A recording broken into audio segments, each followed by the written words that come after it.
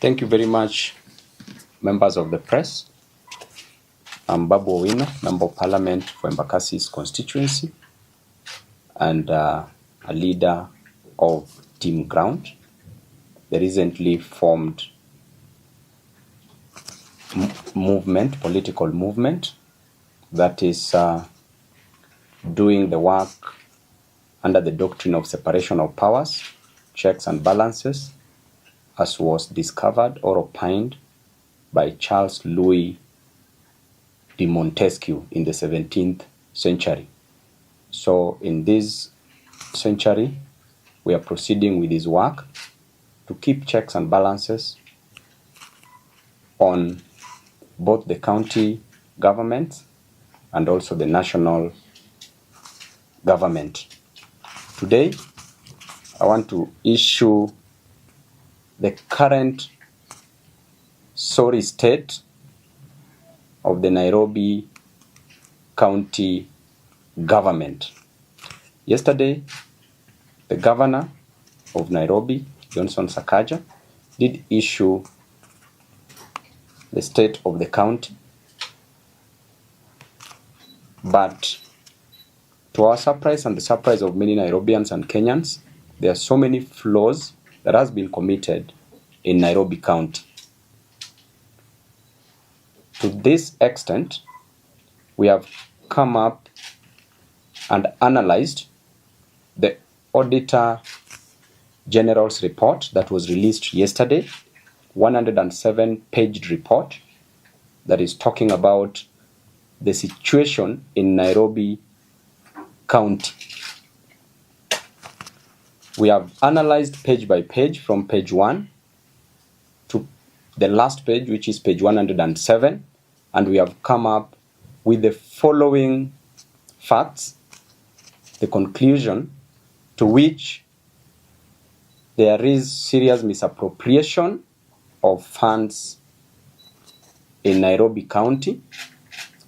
There is serious embezzlement of funds in Nairobi County. There is serious pilferage of funds in Nairobi County. There is serious defrauding of the hard-earned money for the Nairobians, and there is serious misrepresentation of facts. To be short, the factoids presented by the current governor of Nairobi County. And therefore, if we want, number one, we want to talk about the type of audit opinions. And number one is the unqualified opinion. If the auditor talks about unqualified opinion, means that things are okay and there is no any problem with the books of the account. If the Auditor General talks about qualified opinion, means that there are audit queries, but adequate information provided in the audited statements. And if they recommend a disclaimer, then it means that information provided for audit is inadequate. And lastly, if there is an adverse opinion, then it means that the situation is terrible because of material and pervasive breaches. In our situation, there is an adverse opinion from the Office of the Auditor General. And therefore, my analysis consists of 3 parts.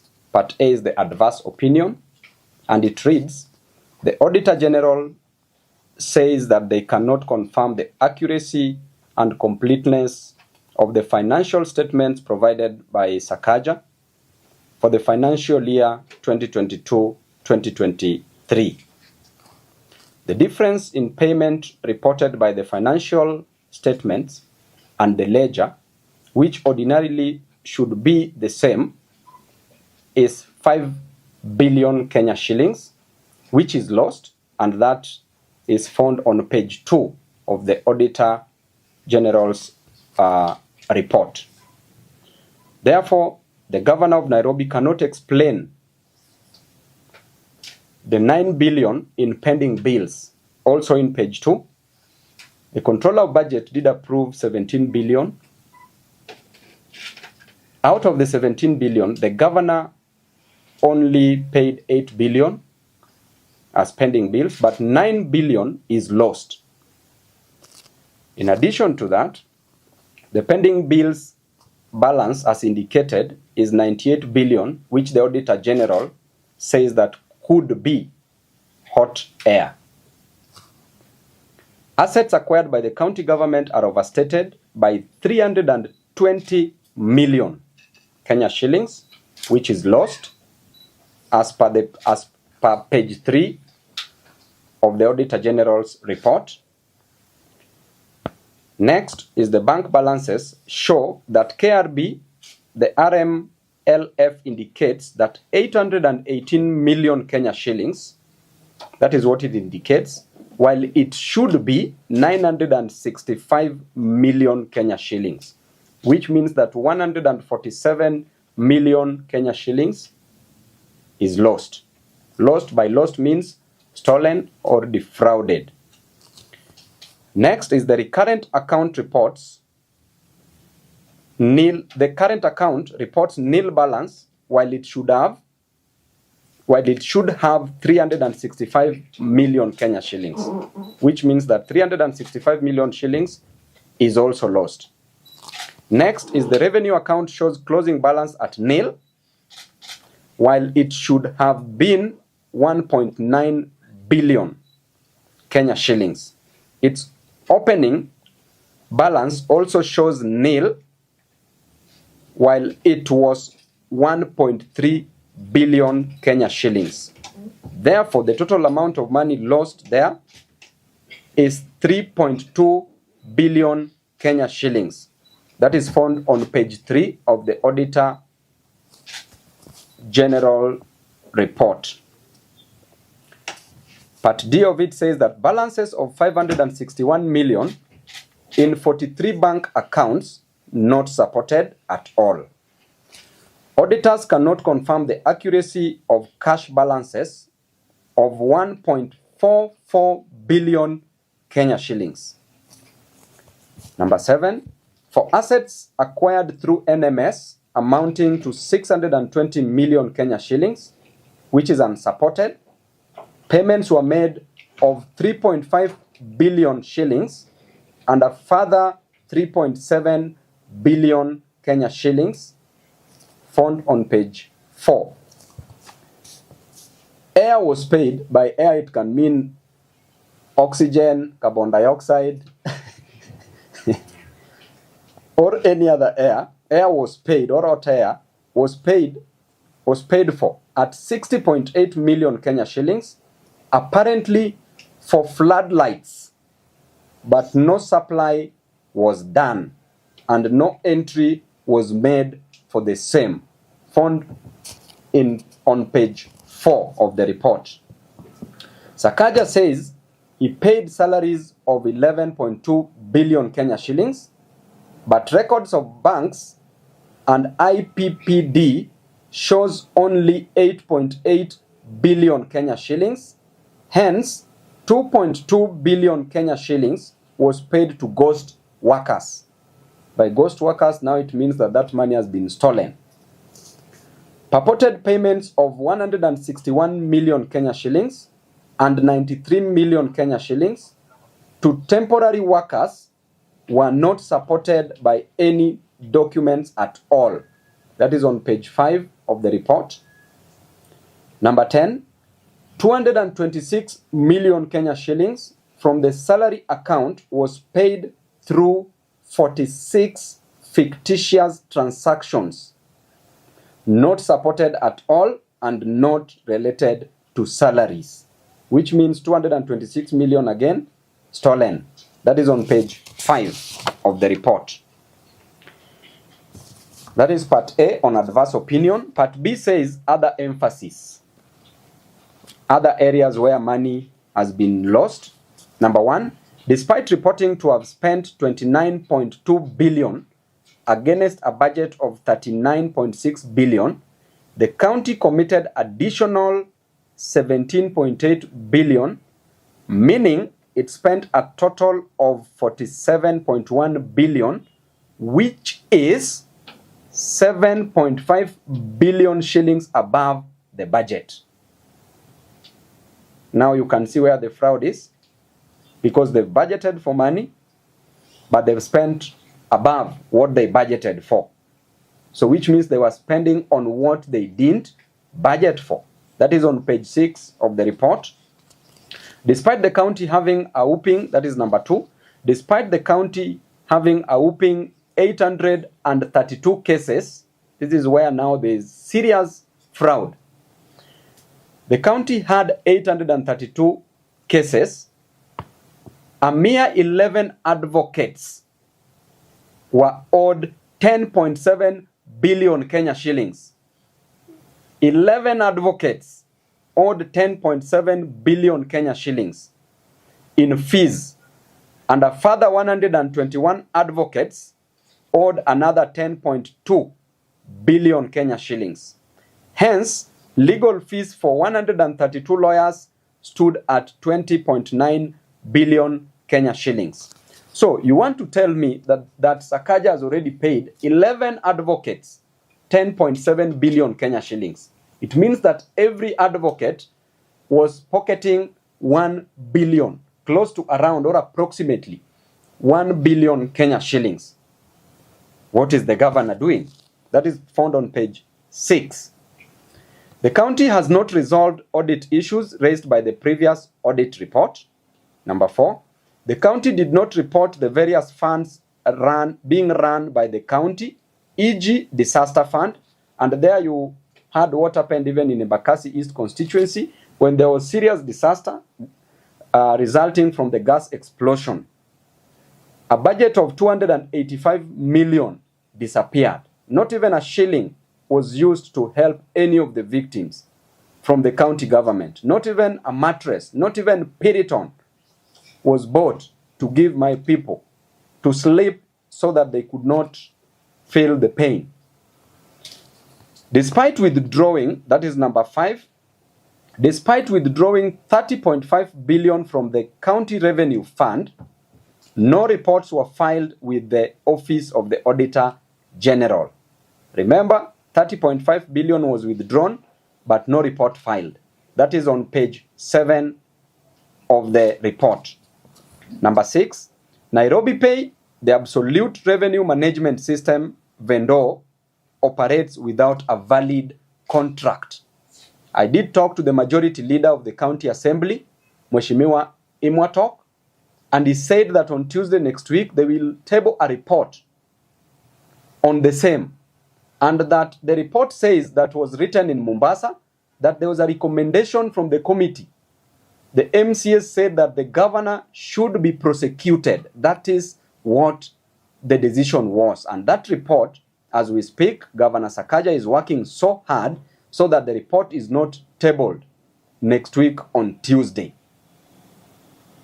We'll follow it up.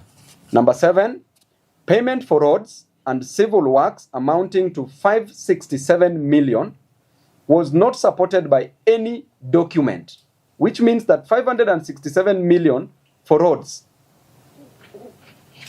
was paid but not supported. So members of the press and Nairobians, have you seen those roads being constructed? According to the last report, the analysis showed that the amount of money that was spent was only 400 million. But here, that is for all the development that Sakaja did. The first development that he claimed to have done was about the school feeding program, that he spent 200 million Kenya shillings. Then the next one was the Dandora Stadium, which was a continuation that he spent around 33 million. Then the rest of the money, which was around 167 million, went to roads. But here we are being told 567 million went to roads. So where is the money for these roads? That's on page 8. Number 8, the same contractor who failed to finish 3 dispensaries in 2020-2021 at 869 million was given another contract for Mama Lucy Hospital at 344 million by Governor Sakaja, and since he has abandoned the project after pocketing 165 million Kenya shillings, which he has been paid, that is found on page 8. Number 9, an amount of 32 million Kenya shillings was given to fictitious 683 beneficiaries. Hiyo ni hewa, 32 million ilienda kwa hewa, stolen. That is on page 11 of the report.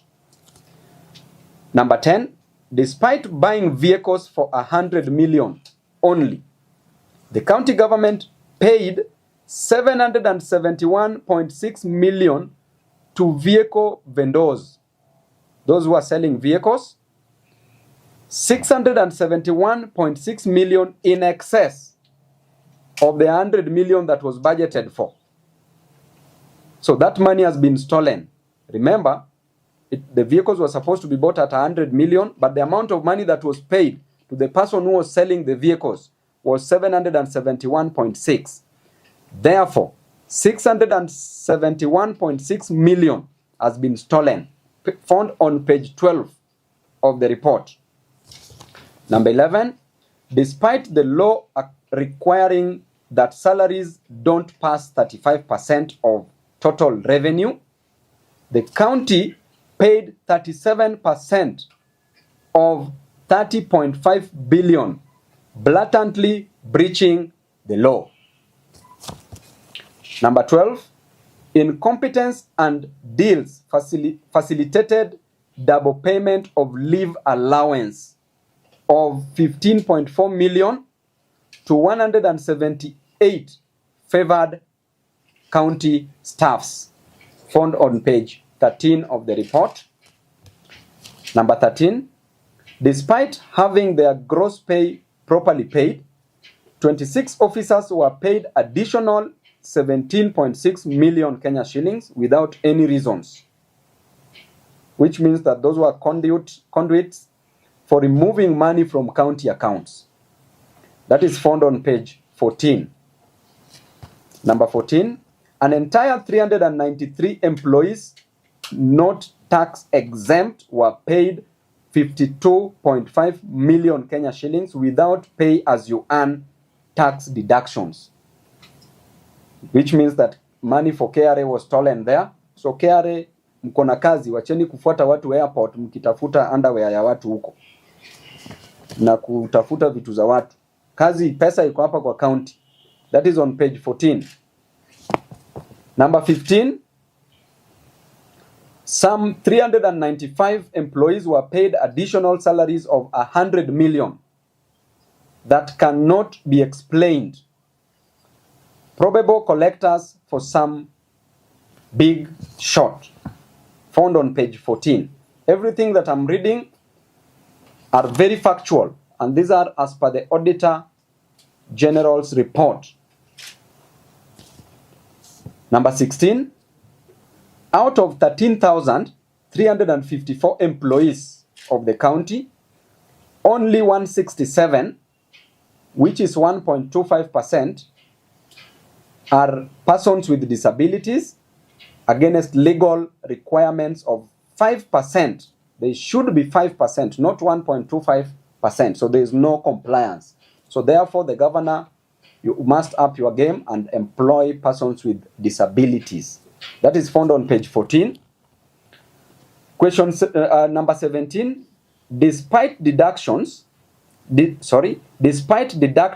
pay as you earn, NSSF and NHIF of 1.72 billion, the county government did not remit those statutory deductions, which means that they are deducting, but they are stealing these monies. They are not remitting. Number 18, on the drama of legal fees, 375.9 million paid irregularly as follows. That runs from page 18 to page 24 of the Auditor General's report. Number A part of it, 34 million paid, 34 million Kenya shillings paid were a fee note of 80 million, which was raised in a case which was before the High Court in a commercial transaction, case number 1581 of 2014, to defend the county on outstanding land rates of 5.4 million. So 34 million was paid. Okay? The advocate raised a legal fee of 80 million. So I want you to note the nature of these cases and why 80 million should be raised for such cases. That was in 2014, but money has been paid now. Okay? So which means that one of the ways by which the governor uses to steal money from the county is through these legal fees. Using these lawyers, they have very exorbitant, expensive, high fee notes.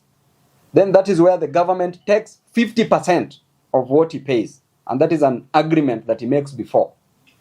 And that is what he dangles to some of the MCAs, that if you don't fight me, bring one lawyer, I pay your legal fees.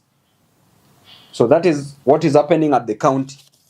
Part B of it, 47 million were paid where a fee note of 78 million was raised to represent the county in a matter which was the Environment and Land Court, case number 248 of 2021, where a small plot was double allocated by the county in Kayole. Part C, on the 17th mwezi wa saba, 17th mwezi wa saba 2023, 57.8 million Kenya shillings was paid to a law firm for defending. Now, I want you to hear, this is very serious. 57.8 million paid to a law firm for defending the county in a matter which was in the court, in the Environment and Land Court, case number 18 of 2022, against Ndakaini Dam land compensation of 1989, where a fee note of 77.9 million Kenya shillings was raised. So he paid 57.8. D, on the same month, same day, 17 mwezi wa saba 2023, 67 million was paid to an advocate for defending the county in Environment and Land Court, case number 176 of 2021, where a fee note of 100 million was raised against an individual who sued the county for not shortlisting him as a traffic marshal. Mnasikia hii drama kweli, hii ni comedy. This is comedy. Imagine 67 million Kenya shillings was paid to an advocate just for defending the county for not shortlisting a person as a traffic marshal who is going to earn 18,000 to 20,000 Kenya shillings per month. Why did the governor pay 67 million Kenya shillings? Why couldn't he use this money to employ more traffic marshals? And the fee note that was raised was 100 million to represent that one person whose name did not appear in the shortlisting. He was not shortlisted. You pay 67 million. Madness. On 17th the same month, mwezi wa saba, a further 50 million was paid to an advocate for defending the county in a matter where a fee note of 129 million was raised for a unknown reason. Imagine the case has not been stated. Hiyo ni kesi hewa ama air. But he paid 50 million to the advocate. In the Environment and Land Court, case number 379 of 2018. Unknown. But they decided to fix a case number. But there is no case in such a situation. F. On 8th of May 2023, 70 million was paid to an advocate for defending the county in a matter where a fee note of 145 million was raised against the Kenya County, the county government's workers union. That is 2023. A further 70 million paid just to represent county government's workers union. While the county, remember, has a legal department where there are advocates who can do these works. Right? G, on 17th mwezi wa saba 2023, 30 million was paid to an advocate for defending the county in a matter where a fee note of 116 million was raised on alleged threats on county workers' pension fund. Just threats. You issue a threat, you are taken to court, an advocate is paid 30 million. H, even those who have cases for murder, cases for terrorism, they don't pay advocates such amounts. H, on the 17th of March 2023, 20 million Kenya shillings was paid to a law firm for defending the county government in a matter which is before the High Court, a miscellaneous case number 123 of 2017. Then part C, which I've indicated as the last batch, it says, number 1, a provider of security services to ECDE facilities who had been paid 42 million Kenya shillings for the months of April to August 2020, on 30th mwezi wa sita 2021 was paid again 16.8 million for the months July and August 2020 by Governor Sakaja, and was paid on the 13th March of 2023. So the amount of money that has been stolen there is 16.8 million Kenya shillings. That is found on page 25 of the report. Number 2, garbage collection paid for at 145.9 million without any documentation and handwritten receipts issued despite Dandora Weighbridge being capable of generating official receipts. Tunaelewana vizuri? Amba mmepotea wenzangu watu wa media? Tuko sawa? Umejua hii kitu inaweza fanya mtu aruke kutoka hapa dirisha mpaka chini ya commit suicide juu. Hii pesa hii, that is found on page 25. Number 3, a paltry 27 tippers were purchased at a whooping 772 million. Hey, Sakaja, sacks. Hey, hii ni dishi na county kweli. A paltry 27 tippers, hizi lori za kubeba takataka, were purchased, zilinunuliwa at 772 million. Which means that lori moja, mtu anipigie hesabu hapo haraka, 772 divided by 27, tupate bei ya lori moja hapo haraka sana, is approximately 30 what million? 28 million. So lori moja ya tipa ilinunuliwa at 28 million. Hey, that is on page 20.